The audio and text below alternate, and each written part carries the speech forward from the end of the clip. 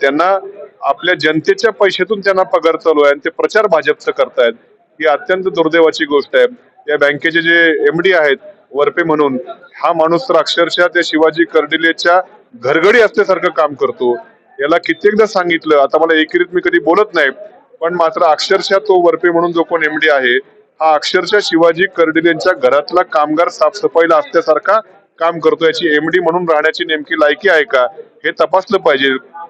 एवढी चांगली आमच्या सर्व शेतकऱ्याची बँक आज त्या ठिकाणी अडचणीत आहे. सहकार खात्यामार्फत बँकेची चौकशी चालू आहे. एक तर या एमडीचा राजीनामा त्या ठिकाणी घेतला पाहिजे. खालचे जे काही टीडीओ असतील त्यांना देखील जबाबदार या ठिकाणी धरलं पाहिजे आणि योग्य ती कारवाई खरं सहकार खात्यानं केली पाहिजे. नाहीतर हे बँक म्हणजे स्वतःची घरची प्रॉपर्टी असल्यासारखं या भारतीय जनता पक्षाच्या प्रचारासाठी बँकेची यंत्रणा त्या ठिकाणी राबवली जाते. हा मोठा दुर्दैवी प्रकार आहे.